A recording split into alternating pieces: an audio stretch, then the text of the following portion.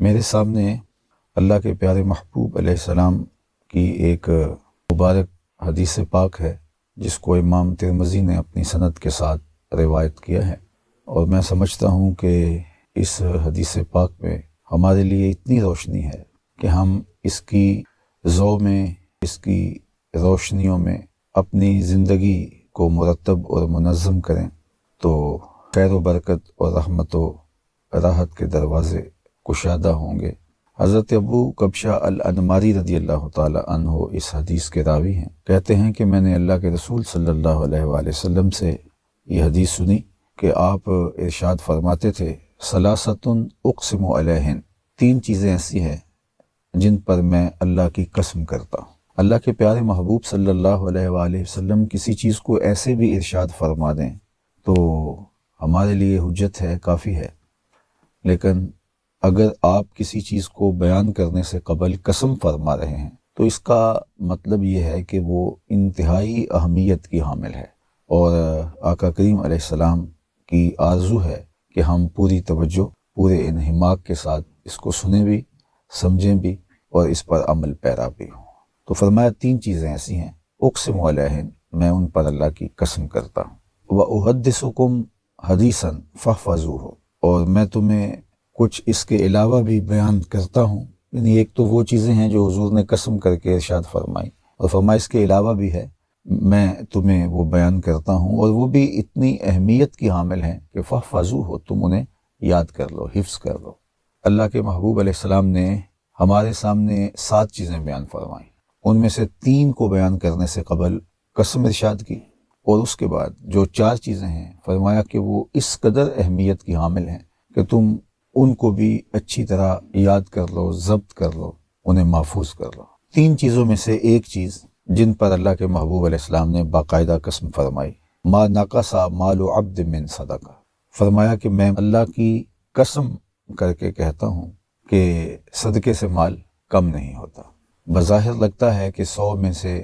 10 نکال دیں گے تو باقی 90 بچیں گے، آپ کا کیلکولیٹر بھی آپ کو حساب یہی دیتا ہے کہ اتنے سے اتنے منہا کرو گے تو باقی اتنے رہ جائیں گے، لیکن اگر وہ نکالے جانے والے صدقے کی مد میں نکالے گئے ہیں تو یہ ذہن نشین کر لیجئے کہ مال میں کمی نہیں آتی۔ بظاہر تو عددی اعتبار سے ایسے ہی لگ رہا ہے، لیکن اللہ تعالیٰ اس کے اندر برکت ایسی پیدا فرماتا ہے کہ کمی ہونے کی بجائے اضافہ ہوتا ہے، اور اگر صدقہ کرنے سے مال میں کمی آ جاتی تو اس امت کے سب سے غریب شخص کا نام، سب سے مفلس شخص کا نام ابو بکر صدیق ہوتا کہ جنہوں نے اپنا سارا مال راہ خدا میں لٹا دیا۔ تو صدقے سے مال گھٹتا نہیں ہے، صدقے سے مال کم نہیں ہوتا، بلکہ اللہ صدقے کے ذریعے سے مال میں برکت پیدا کر دیتا ہے اور اضافہ فرماتا ہے۔ دنیا کے اوپر بھی ہمیں دیکھنے کو ملتا ہے کہ راہ خدا میں بانٹنے والے، صدقہ و خیرات کرنے والے آسودہ رہتے ہیں اور ان کے اموال میں کمی نہیں آتی، لیکن جو اجر، جو صلہ، جو برکتیں اور جو اللہ اس صدقے کے صلے میں آخرت میں انہیں عطا فرمانے والا ہے، وہ تو کسی ترازو پہ نہیں تولا جا سکتا۔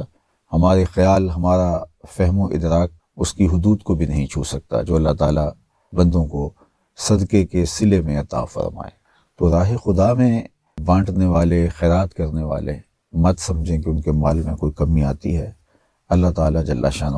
اموال میں اضافہ اور برکت پیدا فرماتا ہے، اور یہ بات اللہ کے محبوب علیہ السلام نے باقاعدہ قسم کر کے کہی، ما نقص مال عبد من صدقہ، کہ میں قسم کر کے کہتا ہوں کہ صدقے سے مال کم نہیں ہوتا، گھٹتا نہیں۔ دوسری بات ارشاد فرمایا کہ ولا ظلم عبد مظلمۃ فصبر علیہا الا زادہ اللہ عزا، کہ جب کوئی شخص ظلم کو سہ جاتا ہے اور اس کے مقابلے کے اندر اس طرح کا رد عمل نہیں دیتا تو بظاہر تو ایسا لگتا ہے کہ اس شخص نے کمزوری دکھائی، لیکن امن عامہ میں خرابی پیدا نہ ہو اور ماحول میں تلخیاں نہ آئیں تو بعض اوقات اپنے رشتہ داروں سے، اعزاء و اقربا سے، دوستوں سے ہم بہت ساری چیزیں برداشت کرتے ہیں۔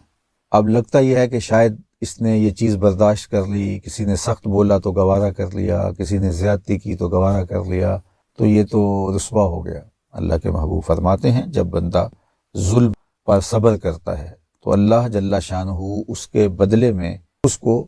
عزت عطا فرماتا ہے۔ اس کی آبرو میں کمی نہیں آتی بلکہ اللہ اس کی آبرو میں اضافہ فرماتا ہے۔ یہ بات ذہن میں رکھیے گا کہ ذاتی طور پہ جو ہمیں تکالیف پہنچتی ہیں معاشرے کی جانب سے، لوگوں کی جانب سے، اس کو سہ لینا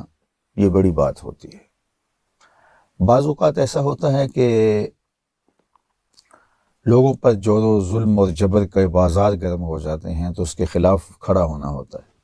تاکہ ظلم اور جور اور جبر ختم ہو جائے، وہ ایک الگ چیز ہے اور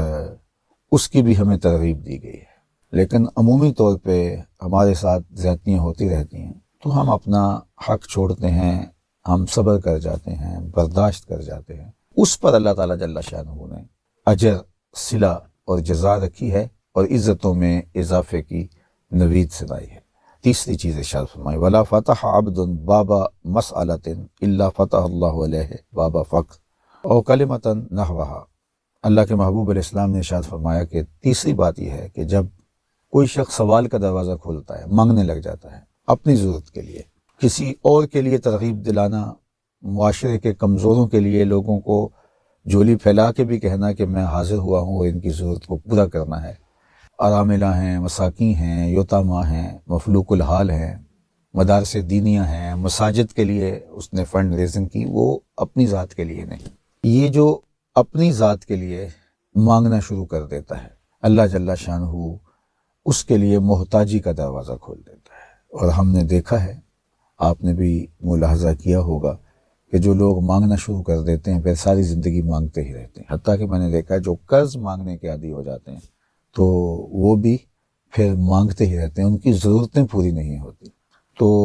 مصائب، تکلیفیں، آلام، مشکلیں، بھوک، افلاس، یہ چیزیں انسان کی زندگی کے ساتھ جڑی ہیں، تو کبھی ان کا سامنا کرنا پڑے تو صبر اور استقامت کے ساتھ، حوصلے کے ساتھ ان کا سامنا کرنا چاہیے، واویلا نہیں کرنا چاہیے اور ہاتھ نہیں پھیلانا چاہیے۔ اور جو اللہ کی طرف سے آنے والی اس آزمائش پہ راضی ہیں کہ مالک کوئی بات نہیں، خوشحالیاں بھی تو نے عطا کی تھیں، آج حالات تھوڑے تلخ ہیں تو کوئی بات نہیں، ہم صبر کر کے اس وقت کو بھی گزار لیں گے اور ہم تیرا شکر ادا کرتے ہیں، تو نے ہمیں خوشحالیاں بھی عطا کی اور آج اگر مشکل ہے تو ہم صبر کر کے تیرے ہی شکر گزار ہیں۔ تو یہ تین چیزیں حضور نے قسم کر کے کہیں۔ سب سے پہلی چیز ما نقص مال عبد من صدقہ، کہ صدقے سے مال کم نہیں ہوتا۔ دوسری بات یہ ارشاد فرمائی کہ جب کوئی شخص زیادتی سہ جاتا ہے اور اس پر رد عمل نہیں دیتا، معاشرے کے امن کے قیام کے لیے اور فساد اور شر سے ماحول کو بچانے کے لیے وہ برداشت کر لیتا ہے اور صبر کر لیتا ہے، تو فرمایا کہ اللہ جل شانہ اس کے لیے عزتوں کے در کشادہ کر دیتا ہے، اس کی آبرو میں کمی نہیں ہوتی، آبرو میں اضافہ ہوتا ہے۔ تیسری بات ارشاد فرمائی کہ جو شخص سوال کا دروازہ کھول دیتا ہے اللہ تعالیٰ جل شانہ اس کے لیے پھر محتاجی کا در کشادہ کر دیتا ہے، پھر وہ ساری زندگی محتاج ہی رہتا ہے، اس کی ضرورتیں ہی پوری نہیں ہوتی۔ یہ تین چیزیں تو قسم کر کے کہیں اور پھر فرمایا کہ میں تمہیں اس کے علاوہ بھی کچھ بتانے والا ہوں، ان کو اچھی طرح سے یاد کر لو، اپنے حافظے میں محفوظ کر لو۔ وَأُحَدِّثُكُمْ حَدِيثًا فَاحْفَظُوهُ قَالَ إِنَّمَا الدُّنْيَا لِأَرْبَعَةِ نَفَرٍ، دنیا چار طرح کے لوگوں کے لیے ہے، یعنی میں اور آپ اگر دیکھیں تو ہم ان چار میں سے کسی ایک دائرے میں ضرور آئیں گے۔ سب سے پہلا شخص عبد رزقہ اللہ مالا وعلما فہو یتقی فیہ ربہ، پہلا وہ شخص جس کو اللہ تعالیٰ جل شانہ نے مال بھی دیا اور اللہ تعالیٰ نے علم بھی عطا فرمایا، مال بھی عطا کیا اور علم کا نور بھی نصیب فرمایا، اور ان دونوں کے لیے جو لفظ استعمال ہوا وہ رزقہ اللہ مالا وعلما، صرف مال ہی رزق نہیں ہے جس طرح عمومی طور پہ سمجھا جاتا ہے، علم بھی رزق ہے، بلکہ ایک روایت میں آتا ہے کہ بہترین رزق جو عبد کو، بندے کو دیا گیا وہ صبر ہے، چونکہ یہ رزق اگر عطا کر دیا گیا تو کتنے مسائل ہی ختم ہو جاتے ہیں۔ زندگی تو مشکلات سے، مصائب سے، آلام سے، تکلیفوں سے، تلخیوں سے عبارت ہے، زندگی تو نام ہی اسی کا ہے۔ تو اگر کوئی شخص صبر کا جوہر نہیں رکھتا، برداشت کا مادہ نہیں رکھتا، تو اس کی تلخیاں کتنی زیادہ ہوں گی، وہ تو ہر وقت چیختا چلاتا رہے گا۔ تو اب صبر اگر کسی کو عطا کر دیا گیا تو اس کو بہت بڑا رزق عطا کر دیا گیا۔ تو رزق صرف مال ہی نہیں ہے، کھانے پینے کی اشیاء ہی نہیں ہے، رزق علم بھی ہے، رزق صبر بھی ہے، اچھے اخلاق بھی رزق ہیں، صالح اعمال بھی رزق ہیں جو بندے کو اللہ تعالیٰ نے عطا فرمائے۔ تو فرمایا کہ پہلا وہ شخص جس کو اللہ تعالیٰ نے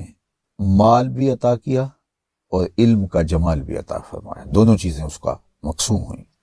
فَهُوَ يَتَّقِي فِيهِ رَبَّهُ وَيَصِلُ فِيهِ رَحِمَهُ، وہ اللہ سے ڈرتا ہے اس مال کو کمانے میں، مال کو خرچ کرنے میں، اس علم کے حصول میں، اس علم کو پھیلانے میں، وہ اللہ سے ڈرتا ہے اور بہت محتاط زندگی گزارنے کی کوشش کرتا ہے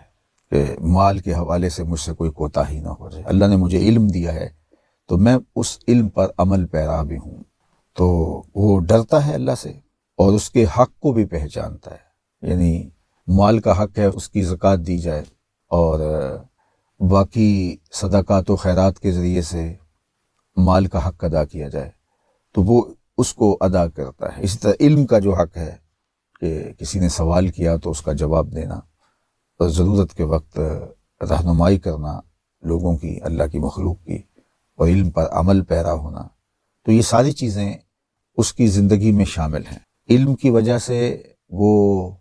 مال کو بھی صحیح جگہ پہ خرچ کرنے کی صلاحیت رکھتا ہے۔ بعض اوقات ہوتا ہے کہ علم نہ ہونے کی وجہ سے ہم خرچ تو کرتے ہیں لیکن اس کا نتیجہ نہیں پاتے۔ مثال کے طور پہ ایک شخص نے مسجد بنا دی، کتنا اچھا کام ہے، لیکن بنائی کہاں کہ گلی کے ایک کونے پہ مسجد موجود تھی تو دوسرے کونے پہ بنا دی۔ تو کام تو اس نے اچھا کیا مسجد بنانے کا، لیکن وہ پہلی مسجد اجڑ گئی، اس کی رونق ختم ہو گئی، نمازی ادھر آ گئے، نمازی تقسیم ہو گئے، تو ایک گلی کے اندر دوسری مسجد کی ضرورت نہیں تھی۔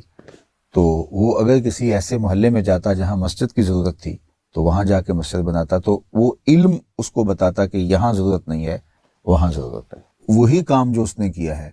اس میں اجر و ثواب وہ پاتا۔ اور بہت سارے ہمارے ایسے معاملات ہیں کہ ہم نیکی سمجھ کے کر رہے ہوتے ہیں، لیکن اس سے معاشرے کے اندر شر، فساد، فتنہ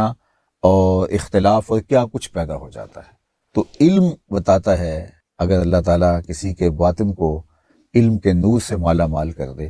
تو وہ پھر علم کے ذریعے سے اپنے مال کو خرچ کرے گا، اور کہاں خرچ کرنا ہے اور کہاں اس کی ضرورت ہے اور کہاں اس کی زیادہ ضرورت ہے، ترجیح کیا ہے، یہ ساری چیزیں وہ جانے گا اس علم کے ذریعے سے۔ اور ارشاد فرمایا کہ وہ شخص صلہ رحمی بھی کرتا ہے، یعنی یہ نہیں کہ پیسے آگے ہیں تو رشتہ داروں سے دور ہٹ گیا، اعزاء و اقربا کو چھوڑ بیٹھا اور ان کی ضرورتوں کا اس نے خیال ہی نہ رکھا۔ اب تو اللہ نے مال کے ذریعے سے اس کو ممتاز کیا ہے تو وہ خاندان کو سنبھالنے کی کوشش کرے، اپنے رشتہ داروں اور اعزاء و اقربا کو سپورٹ کرے، ان کی مدد اور نصرت کرے، ان کے مشکل کے وقت کام آئے، چونکہ اللہ نے اس کو مالی طور پہ آسودہ بنایا ہے، تو وہ اس بات کا خیال رکھتا ہے، رشتہ داریاں نہیں ٹوٹنے دیتا اور اپنے مال کو لوگوں کی، بالخصوص رشتہ داروں کی ضرورت کے لیے۔ اور پھر ارشاد فرمایا وَيَعْلَمُ لِلَّهِ فِيهِ حَقًّا، اور اس میں جو اللہ کا حق ہے اس کو بھی پہچانتا ہے، یعنی مال کے اندر اللہ کا حق ہے، زکوٰۃ 2.5% ادا کرنا ہوگی، صدقات واجبہ ہیں، اس طرح یہ صدقہ فطر اب عید کے موقع پہ آنے والا ہے، اور دیگر جو مال سے جڑی ہوئی عبادتیں ہیں جس طرح حج ہے، استطاعت پر حج کرنا لازم اور ضروری ہے، تو اس حق کو بھی پہچانتا ہے جو اللہ تعالیٰ نے مال کی وجہ سے اس کے اوپر لازم کیے ہیں اور ان کو ادا کرتا ہے، اور ویسے بھی ضرورت مندوں کی ضرورت کی تکمیل کرتا ہے جیسا کہ ابھی گزرا۔ تو ارشاد فرمایا کہ فہذا بافضل المنازل، یہ درجے کے اعتبار سے بہتر ہے، اللہ تعالیٰ جل شانہ اس کو بہترین مقام اور مرتبہ اور درجہ عطا فرمانے والا ہے کہ اس نے لوگوں کی ضرورت کو بھی محسوس کیا، اس نے مال کا حق بھی ادا کیا، اور یہ مال کے کمانے اور خرچ کرنے میں اللہ سے ڈرتا بھی رہا، مال کے فتنوں سے بھی بچا، مال کی وجہ سے غرور، تکبر، رعونت، یہ ساری چیزیں جو اس کے ساتھ جڑی ہوئی آتی ہیں ان سے بھی اللہ کے دیے گئے علم کی وجہ سے، اس کی توفیق سے، اس کے فضل و کرم سے، ان چیزوں سے بھی اس نے اپنے آپ کو دور رکھا، اور اس کا علم نافع تھا جس نے اس کی مدد کی اور اس کی نصرت کی اور اس کو صحیح راہ دکھایا۔ تو یہ اس کائنات میں سب سے بہترین جگہ پر، بہترین اعلیٰ مقام اور درجے پر ہے۔ اب میں اور آپ دیکھیں، یا تو ہم اس مقام پہ ہیں کہ اللہ نے ہمیں علم بھی عطا کیا ہے اور اللہ جل شانہ نے ہمیں مال بھی عطا کیا ہے، اور ہم مال کا حق ادا کرتے ہیں، اللہ سے ڈرتے ہیں، صلہ رحمی کرتے ہیں، ایک تو یہ درجہ ہے۔ دوسرا درجہ اللہ کے محبوب علیہ السلام نے ارشاد فرمایا وَعَبْدٌ رَزَقَهُ اللَّهُ عِلْمًا، وہ بندہ جس کو اللہ تعالیٰ نے علم عطا کیا، وَلَمْ يَرْزُقْهُ مَالًا، لیکن اس کو مال عطا نہیں کیا گیا۔ علم کا نور تو نصیب ہے اس کو، لیکن مفلوق الحال ہے، اس کے پاس مال نہیں ہے، مال و متاع سامان دنیا نہیں ہے۔ اب وہ شخص جو علمی طور پہ تو اللہ جل شانہ کی کرم نوازیوں سے مالا مال کیا گیا، لیکن مالی طور پہ وہ آسودہ نہیں ہے، تو وہ اللہ کی بارگاہ میں ایک آرزو کرتا ہے۔ فہو صادق النیہ، پہلے فرمایا کہ وہ نیت کا سچا ہے، سچی نیت کے ساتھ وہ آرزو کرتا ہے۔ یقول، وہ کہتا ہے لو ان لی مالا، اگر میرے پاس مال ہوتا، لعملت بعمل فلان،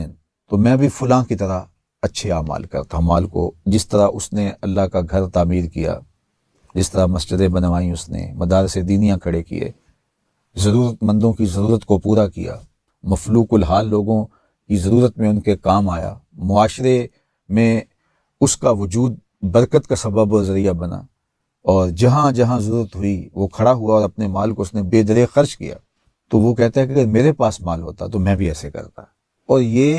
پہلے فرما دیا کہ ہے وہ صادق النیہ، اگر اس کے پاس ہوتا تو واقعہ ہی کرتا۔ یعنی ایک ہوتا ہے کہ بندے کے پاس مال نہیں ہوتا تو بندہ بہت ساری باتیں کرتا ہے کہ میرے پاس مال ہو تو یوں کروں گا، جب آ جاتا ہے تو پھر اس کو وہ ساری چیزیں بھول جاتے ہیں۔ ہمارے بزرگ ایک مثال بتایا کرتے تھے کہ ایک شخص کھجور توڑنے کے لیے درخت پہ چڑھا، تو آپ کو پتہ ہے کھجور کا درخت اتنا لمبا ہوتا ہے، تو وہ جب بہت اوپر گیا تو وہاں ایک سانپ تھا، تو اس کے تو ہاتھ پاؤں پھول گئے، اور اس نے کہا مالک اس سانپ کے قہر و غضب سے مجھے بچا لے، میں تیری راہ میں ایک اونٹ ذبح کروں گا، خیرات کروں گا۔ اور نیچے سرکنے لگا، لیکن وہ پھنکار رہا تھا۔ تھوڑا سا نیچے آیا تو کہا مالک اگر تو مجھے اس سانپ کے قہر و غضب سے بچا لے تو میں تیری راہ کے اندر ایک گائے ذبح کروں گا۔ اور پھر اور نیچے آ گیا، لیکن خطرہ ابھی موجود تھا اور وہ سانپ ابھی پھنکار رہا تھا، تو لیکن تھوڑا سا اس کی پہنچ سے نیچے آ گیا۔ کہا اے اللہ اگر تو مجھے اس سانپ کے قہر سے بچا لے تو میں تیری راہ میں بکری ذبح کروں گا۔ اور پھر اور تھوڑا سا نیچے آ کے کہنے لگا مالک میں تیری راہ میں مرغی ذبح کروں گا، تیری راہ میں خیرات کر دوں گا۔ اور پھر چھلانگ لگاتے ہوئے کہا کہ مالک میرے تو گھر میں ایک انڈا پڑا ہوا ہے، میں جا کے وہی تیری راہ میں پیش کر دوں گا۔ تو اب وہاں اس کی نیت کیا تھی؟ پھر نیچے آیا تو کہاں انڈے تک آ پہنچا۔ تو میں نے بہت لوگوں کو دیکھا جب ان کے پاس مال نہیں ہوتا تو وہ کہتے ہیں اگر ہمارے پاس مال ہوا تو ہم یہ بھی کر دیں گے، یہ بھی کر دیں گے، یہ بھی کر دیں گے۔ جب مال آتا ہے تو یا تو وہ بھول جاتے ہیں، یا پھر وہ کہتے ہیں جی ابھی ہم اس مال کو اور کام میں لگا رہے ہیں، اس سے اور زیادہ پیسے ہوں گے تو پھر انشاءاللہ اس سے بڑا کام کریں گے۔ وہ ساری زندگی اس سے پھر بڑا ٹارگٹ لیتے ہیں، پھر اس سے بڑا ٹارگٹ لیتے ہیں، پھر اس سے بڑا ٹارگٹ لیتے ہیں، اور وہ اس طرح ٹارگٹ ہی لیتے رہتے ہیں اور ان کو توفیق نصیب نہیں ہوتی۔ فرمایا کلمتان حبیبتان الی الرحمن، تو یہ جو سجا قائم ہوا ہے تو یہ حضور کی زبان کی فصاحت ہے، حضور کی بلاغت ہے، حضور کی زبان کی سلاست ہے، حضور کی زبان کا حسن ہے، حضور کی زبان کا جمال ہے، حضور کی زبان کی خوبصورتی ہے۔ وہ بولیں تو پھول جھڑتے ہیں، وہ مسکرائیں تو پھول جھڑیاں پھوٹتی ہیں، وہ دہن جس کی ہر بات وہی ہے خدا، اونچائے علم و حکمت پہ لاکھوں سلام۔ تو اس لیے یہ سجا ہے کلمتان حبیبتان الی الرحمن، نشہ نہیں آنے لگتا اس کو پڑھتے ہوئے۔ اللہ اکبر۔ تو اللہ کے محبوب فرماتے ہیں کہ دو کلمے اللہ کو بڑے محبوب ہیں، خفیفتان علی اللسان، وہ زبان پر بھی بڑے ہلکے ہیں، ثقیلتان فی المیزان، لیکن ان کا وزن میزان پر بہت زیادہ ہے، ثقیل ہے میزان کے اوپر۔ یہ خبر مقدم ہے اور اس کا مبتدائی مؤخر بعد میں آ رہا ہے۔ اور عرب یہ کرتے ہیں کہ جب کسی چیز کی تشویق پیدا کرنی ہو، شوق پیدا کرنا ہو، تو پھر خبر کو مقدم لاتے ہیں مبتدا سے۔ اس کا مطلب کیا ہے کہ وہ شوق پیدا ہو۔ اب آپ کو سننے کے لیے بےتابی ہے نا کہ وہ کون سے کلمے ہیں۔ اب کلمے وہ مبتدا تھے اور یہ جو پہلے ہے یہ خبر ہے، خبر پہلے دے دی، مبتدا بعد میں آ رہا ہے۔ اور اگر آپ کی توجہ ہو، وہ مبتدا بھی تو بعد میں آیا تھا۔ اگر آپ کی توجہ ہو، نگاہ عشق و مستی میں وہی اول وہی آگا، وہی قرآن وہی فرقان وہی یاسین وہی تھا، وہ بھی تو مبتدا تھا نا، لیکن آیا سب سے آخر میں، اول آخر دو میں پاسے ہو ملک لوتا۔ تو اس میں بھی حسن ہے۔ تو یہاں خبر کی تقدیم اس لیے ہے کہ جن کلموں کی طرف لوگوں کو لانا ہے اس کا شوق فراں پیدا ہو جائے، آپ کی سماعتیں بچھ جائیں۔ بولو نا کون سے کلمے ہیں جس کے لیے 1 گھنٹے سے تقریر کر رہے ہیں، جس کے لیے انہوں نے عبادت پڑھی ہے، جس کے لیے یہ محفل سجی ہے، تو شوق فراواں دل میں پیدا ہو گیا۔ بولو نا وہ کلمے کون سے ہیں۔ سرمستی صحبائے بطحا بھی بڑی شے ہے. ذرا صحبائے بطحا کی مستی اور اس کا رنگ اور اس کا آہنگ اور اس کا جمال، پھوٹتا نور، اجالے، روشنیاں، ضیائیں، اس کے دامن سے نکلتی ہوئی شعائیں ذرا ملاحظہ کیجیے. کلمتان حبیبتان الی الرحمن، 2 کلموں میں اتنی شان رکھ دی کہ اللہ کو محبوب ہے. تو علماء نے کہا کہ کلمے بھی محبوب ہیں اور کلمے بولنے والا بھی محبوب ہے. تو حبیبتان اگرچہ یہ صفت ہے کلمتان کی، لیکن جو ان کلموں کا قائل ہوگا، ان کلمات کا تلفظ کرے گا، ان کو بولے گا، تو وہ بھی اللہ کی محبوبیت کے دائرے میں آ جائے گا. اللہ اکبر. تو سوال یہ اٹھا کہ 2 کلموں سے اللہ کی محبوبیت کے دائرے میں آ گئے. کہا وہ رحمان جو ہے. اللہ اکبر. وہ رحمان جو ہے، جب رحمان ہے تو پھر وہ یہ نہیں دیکھتا تم نے کیا کیا، وہ دیکھتا اسے پسند آ جائے. جو پیا من بھائے وہی سہاگن، جو پیا من بھائے وہی سہاگن. کوئی ایک ادا بھی لگ جائے نظر میں تو کہا اس لیے ان کلمات کو اللہ نے محبوب بنا دیا اور کلمات کے قائل محبوب بن گئے، اس لیے کہ وہ رحمان ہے اور رحمان کو 2 کلموں سے ہی تم پسند آ جاتے. اللہ اکبر. خفیفتان علی اللسان، زبان پر بہت ہلکے ہیں. اب یہ خفیفتان علی اللسان یہ تو آپ ابھی دیکھ لیں گے، بس تھوڑے لمحے باقی رہ گئے. لیکن حبیبتان الی الرحمن، یہ نظارہ کچھ تم دنیا میں بھی دیکھ سکتے ہو، کچھ آخرت میں بھی دیکھ. یہ نظارے دونوں جہانوں میں ہیں، کیونکہ اس کے پڑھنے سے، تلاوت سے تمہیں محسوس ہوگا کوئی ہم سے پیار کرتا ہے، کوئی ہم کو دیکھ رہا ہے محبت کی نظر سے. آپ کو یہ محسوس ہونے لگے گا. یعنی حبیبتان الی الرحمن کے جلوے ادھر بھی ہیں اور ادھر بھی ہیں. خفیفتان علی اللسان کے جلوے آپ کو ادھر ہی دکھائی دیں گے، اور ثقیلتان فی المیزان، اس کے جلوے آپ کو ادھر ہی جا کے دکھائی دیں گے. پھر پتہ چلے گا وزن کتنا ہے ان کا. اب وہ 2 کلمے کون سے ہیں؟ سبحان اللہ و بحمدہ سبحان اللہ العظیم، سبحان اللہ و بحمدہ سبحان اللہ العظیم، سبحان اللہ و بحمدہ سبحان اللہ العظیم.